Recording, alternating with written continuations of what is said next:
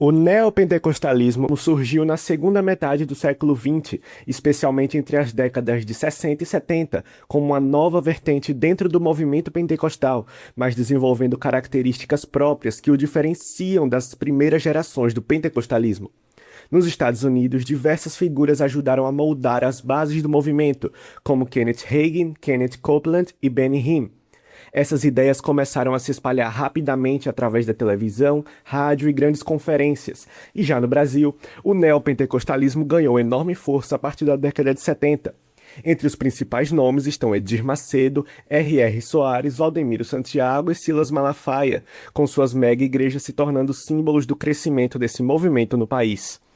Esse é um vídeo polêmico e diferente de todos os outros que já foram feitos nesse canal, onde você verá um confronto a cada doutrina e prática antibíblica dessa denominação perigosa, cujos ensinos muitas vezes acabam se infiltrando nas igrejas. Assista até o final. A teologia da prosperidade é, sem dúvida, uma das doutrinas mais influentes e perigosas já surgidas dentro do meio evangélico moderno. Sua proposta é simples e atraente. Deus deseja que todo cristão verdadeiro seja rico, saudável, bem-sucedido e vitorioso em todas as áreas da vida. Segundo essa visão, enfermidades, pobreza, sofrimento prolongado, dificuldades financeiras não fariam parte da vontade de Deus para seus filhos, sendo frequentemente associados à falta de fé, pecado oculto ou derrota espiritual. Deus, na sua palavra, garante prosperidade, as suas riquezas para os que obedecem.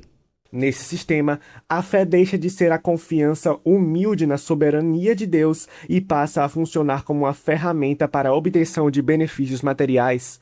A oração deixa de ser submissão à vontade divina e se transforma em um mecanismo de exigência. Deus deixa de ser o centro da adoração e passa, na prática, a servir como um meio para a realização pessoal. Para defender essa doutrina, alguns textos bíblicos são constantemente utilizados, mas sempre fora de contexto. Um dos principais é Malaquias 3:10. Trazei todos os dízimos à casa do tesouro, para que haja mantimento na minha casa, e depois fazei prova de mim nisto, diz o Senhor dos Exércitos, se eu não vos abrir as janelas do céu e não derramar sobre vós uma bênção tal, até que não haja lugar suficiente para recolherdes.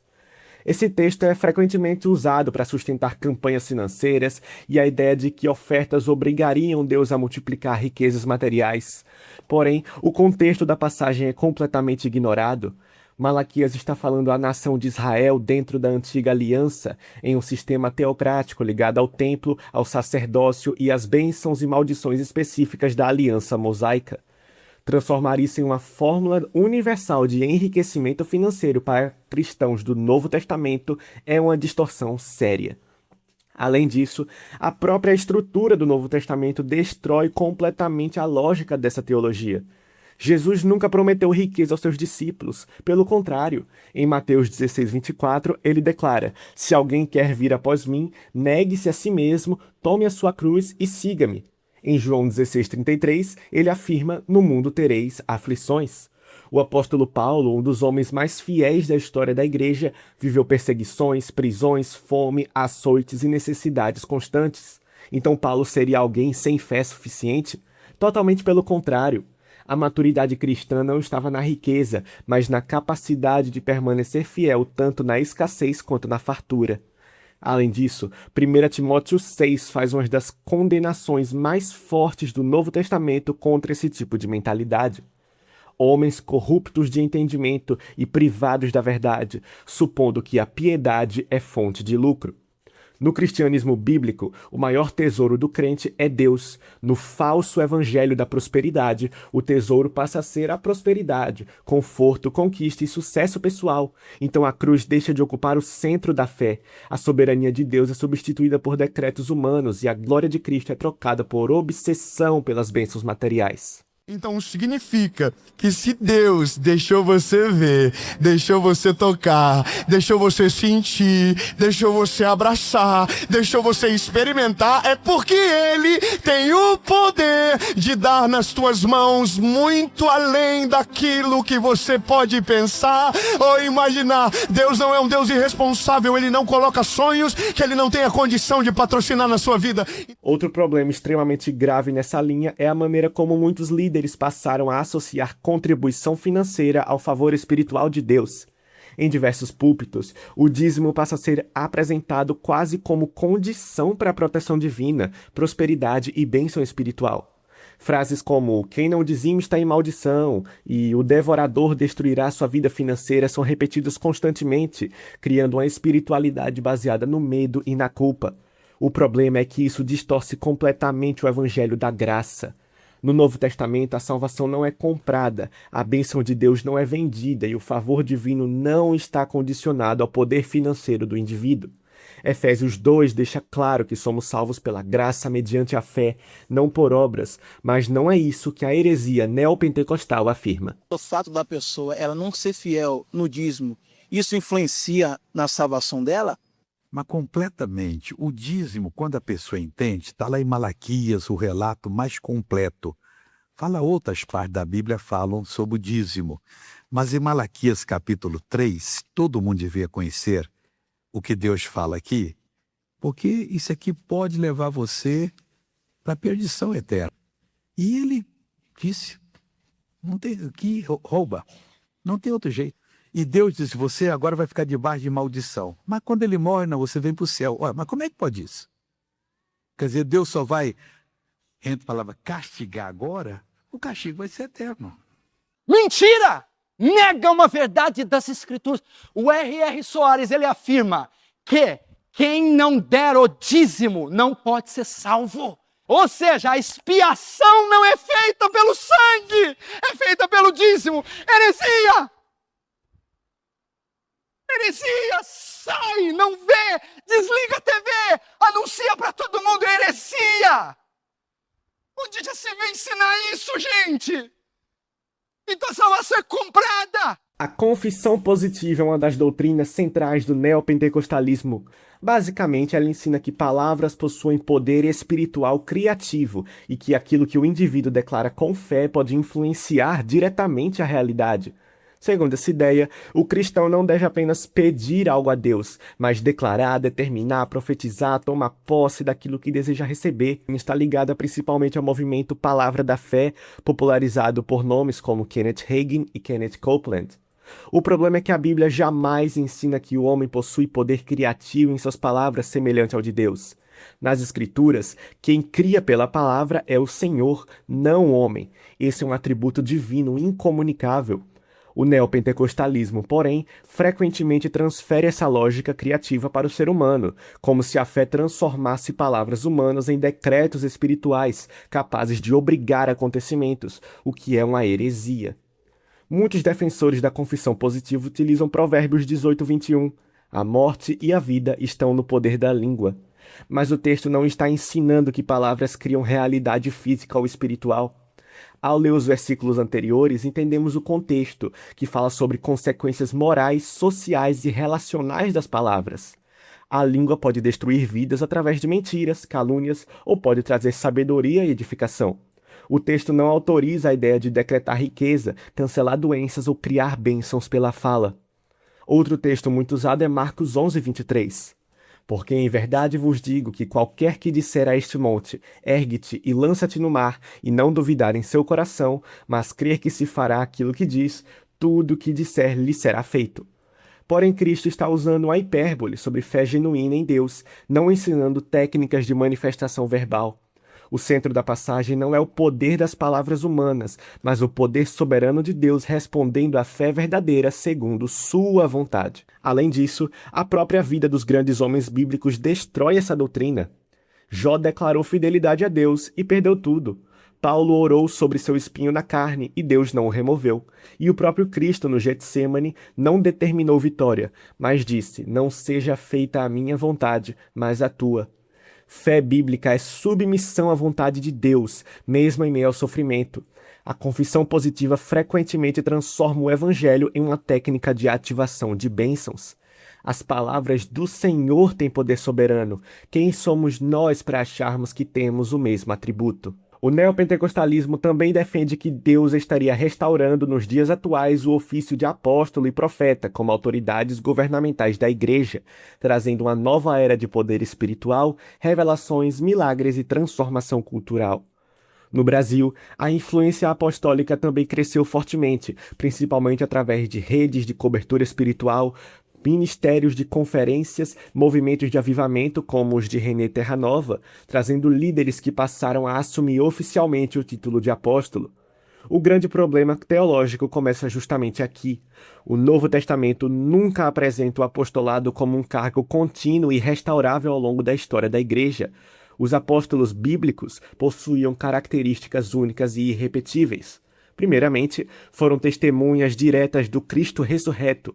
Em Atos 1, quando Matias é escolhido para substituir Judas, um dos critérios apresentados é justamente ter acompanhado Cristo desde o início de seu ministério e ser testemunha de sua ressurreição.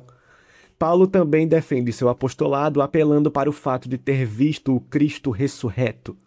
Além disso, Efésios 2:20 declara que a igreja foi edificada sobre o fundamento dos apóstolos e profetas, e o fundamento de um edifício não é reconstruído continuamente, mas lançado uma só vez. Isso significa que os apóstolos do Novo Testamento possuíam autoridade singular na revelação e estabelecimento da igreja primitiva. Eles não eram apenas líderes mais influentes, eram instrumentos fundamentais da revelação divina registrada nas Escrituras. Esse falso apostolado moderno frequentemente reabre a porta para a autoridade extra-bíblica. Quando líderes afirmam possuir revelações especiais, decretos apostólicos ou autoridade espiritual superior sobre a igreja, a suficiência das Escrituras começa a ser enfraquecida. Surge a ideia de cobertura espiritual, onde igrejas e pastores deveriam se submeter espiritualmente a determinados apóstolos para receber proteção, unção ou autoridade ministerial. Quando os apóstolos originais morreram, não houve mais nenhum, e ninguém questionou isso por quase 2000 anos, até esse movimento tentar trazê-los de volta, alegando novas revelações e continuidade desse ofício. Citar Efésios 4:11, que descreve os 5 ministérios, apóstolos, profetas, evangelistas, pastores e mestres como um argumento, é algo completamente irracional, pois Paulo em momento algum diz que o apostolado é contínuo, mas estava apenas mencionando o que havia na realidade da época. Na noite em que se comemorava o 49º aniversário do apóstolo René Terranova, líderes do Brasil e das nações reconheceram publicamente diante da igreja o papel de patriarca, o qual o apóstolo René tem exercido no Brasil e nas nações por onde tem passado. A doutrina da maldição hereditária é outra crença extremamente popular no neopentecostalismo. Segundo essa ideia, pecados cometidos por antepassados poderiam gerar maldições espirituais transmitidas de geração em geração, afetando a vida dos descendentes através de doenças, vícios, misérias, fracassos, problemas familiares e até opressões demoníacas. Por causa disso, muitos pregadores passaram a ensinar a necessidade de quebrar maldições hereditárias, realizar campanhas de libertação e identificar supostos vínculos espirituais familiares que estariam impedindo a vida do cristão de prosperar. O principal texto utilizado para defender essa doutrina costuma ser Êxodo 20:5, onde Deus diz: "Visito a iniquidade dos pais nos filhos até a 3ª e 4ª geração." O problema é que esse texto é constantemente retirado do contexto. A passagem não está ensinando transmissão mística automática de culpa espiritual entre gerações. O próprio Antigo Testamento esclarece isso posteriormente. Em Jeremias 31, 29 e 30, Deus destrói explicitamente a ideia de que os filhos carregam culpa espiritual pelo pecado dos pais, falando do tempo da nova aliança futura. Naqueles dias, não se dirá mais, os pais comeram uvas verdes e os dentes dos filhos se mancharam. Ao contrário, cada um morrerá por causa do seu próprio pecado. Os dentes de todo aquele que comer uvas verdes se mancharam. E Ezequiel 18:20. A alma que pecar, essa morrerá. O filho não levará a iniquidade do pai, nem o pai levará a iniquidade do filho. A justiça do justo ficará sobre ele, e a impiedade do ímpio cairá sobre ele. Claramente explícito na Bíblia que isso é falso. Além disso, o Novo Testamento apresenta uma realidade ainda mais clara. Em Cristo, o crente foi plenamente liberto da condenação do pecado. Ele fez maldito no nosso lugar, maldito aquele que foi pendurado no madeiro. Só que nada na cruz é automático. Nada. É como se fosse um big depósito espiritual. Como afirmar isso se Gálatas 3,13 afirma: Cristo nos resgatou da maldição da lei, fazendo-se ele próprio maldição em nosso lugar. E Romanos 8,1: Portanto, agora nenhuma condenação há para os que estão em Cristo Jesus. E muitos outros textos. Nenhum diz que o cristão precisa participar de campanhas para quebrar maldições familiares. Cristo já carregou plenamente a condenação sobre a cruz no momento em que passamos a andar com Ele e somos alcançados pela sua graça. Quer dizer então que o sacrifício de Jesus não é suficiente para livrar os que estão nele desse mal, a ponto de precisar de outros atos posteriores? Pois é isso que essa doutrina indica, uma verdadeira negação da suficiência da expiação do Messias. Em Cristo, o crente não vive debaixo de uma cadeia espiritual hereditária, esperando ser quebrada por campanhas, atos proféticos ou revelações especiais. Ele vive debaixo da graça, da justificação e na obra consumada na cruz. A judaização moderna é outro fenômeno que cresceu fortemente em muitos ambientes neopentecostais e apostólicos. Trata-se da tentativa de importar práticas, símbolos e elementos do judaísmo para dentro da igreja cristã, como se fossem espiritualmente superiores, mais profundas ou mais próximas das raízes verdadeiras da fé. Por causa disso, tornou-se cada vez mais comum ver o uso de talits, chofares, estrelas de Davi, celebrações judaicas, arcas da aliança, campanhas baseadas em festas de Israel, palavras em hebraico, objetos associados ao templo e até a ideia de que o cristão precisa recuperar costumes judaicos para viver a plenitude de Deus. E isso enfraquece diretamente a suficiência da nova aliança. O Novo Testamento deixa extremamente claro que Cristo cumpriu plenamente a antiga aliança. As sombras apontavam para ele, e voltar a elas como forma de espiritualidade superior é ignorar a suficiência da morte de Jesus. O problema da judaização moderna é que muitos passaram a tratar símbolos judaicos quase como objetos de poder e ativação espiritual, mas os apóstolos nunca ensinaram isso.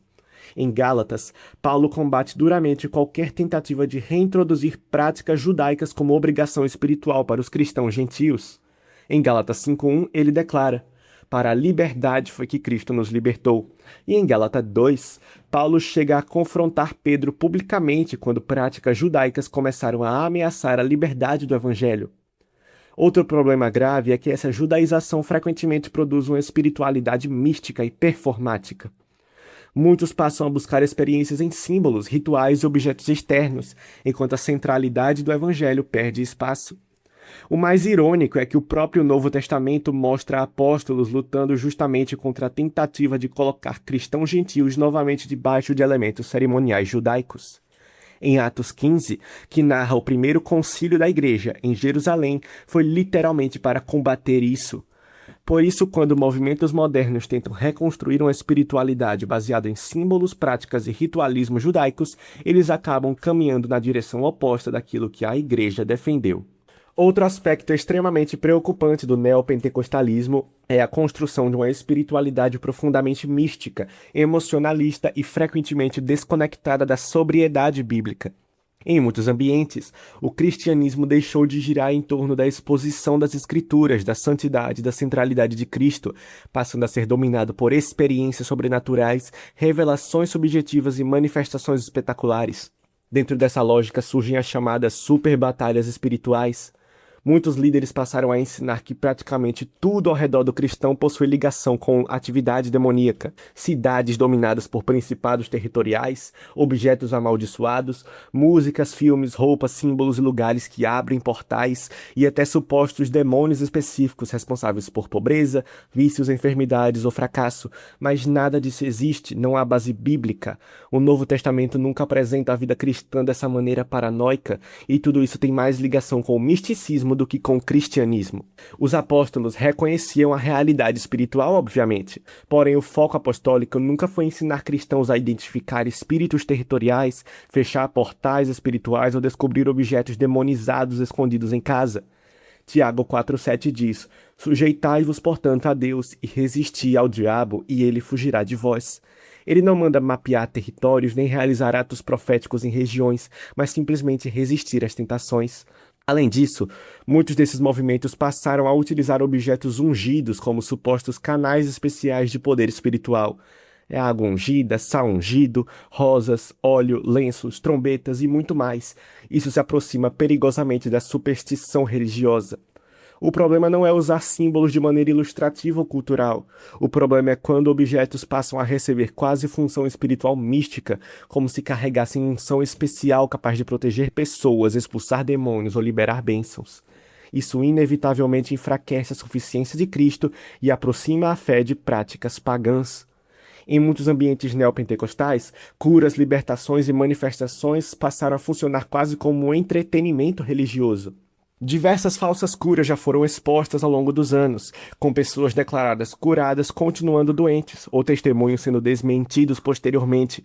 Em muitos casos, emoção coletiva, pressão psicológica e manipulação acabam substituindo evidência real, gerando enganação, divisão e mau testemunho do Evangelho.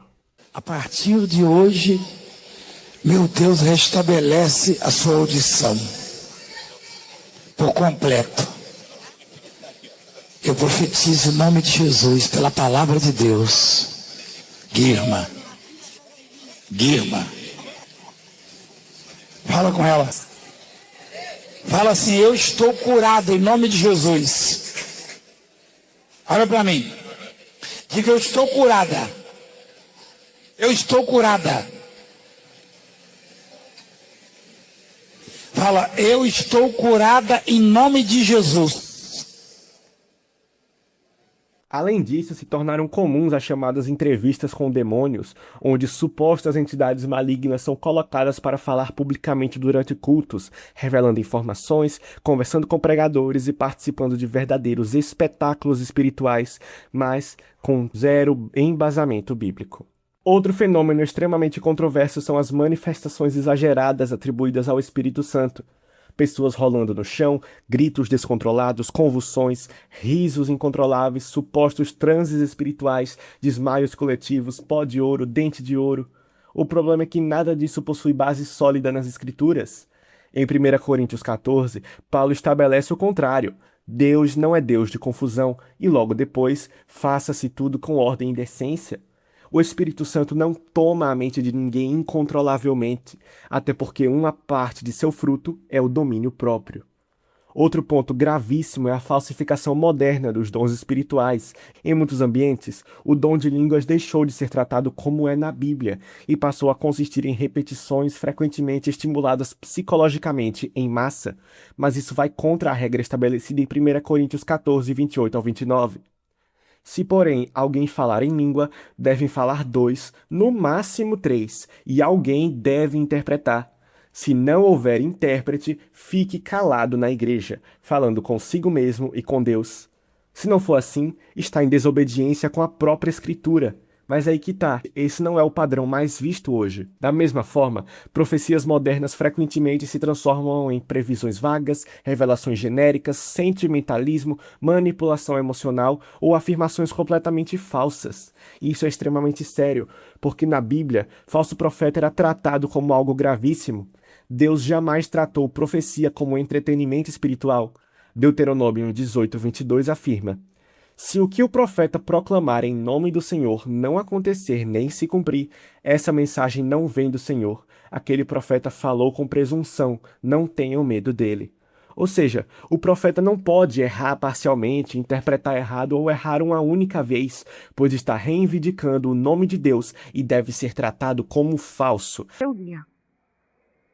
Não virá no primeiro da semana, não. Ele vem no 7º dia. É no 7º milênio, o primeiro já passou, o segundo já passou, já estamos no fim do 6º, e no 7º ele vai chegar. Que Jesus volta no sábado, volta. O problema central é que muitas dessas práticas produzem uma espiritualidade baseada na busca incessante por experiências espirituais. A Bíblia deixa de ser suficiente, a pregação deixa de bastar e Cristo deixa de ser o centro. E junto dessa espiritualidade exagerada, surgiu também a transformação do púlpito em palco político, pastores em cabos eleitorais, especialmente nos últimos anos. Muitas vezes, o culto deixa de girar em torno de Jesus e se volta para guerra cultural, eleições e batalha política. Independentemente de lado político, isso é extremamente errado e antibíblico. Outro problema muito presente no neopentecostalismo moderno é a transformação do evangelho em uma mensagem de autoajuda, motivação e desenvolvimento pessoal. Em muitos púlpitos, Cristo deixa de ser apresentado como salvador de pecadores e passa a ser tratado quase como um meio para o sucesso, autoestima, realização pessoal e conquista de sonhos, a famosa teologia coaching. O foco deixa de ser arrependimento e santidade e passa a ser vencer e conquistar, um evangelho egocêntrico, humanista, sem cruz e anticristo. Se você nasceu ou se converteu nos últimos 20 anos, a probabilidade de você não saber absolutamente nada do que é evangelho é muito grande.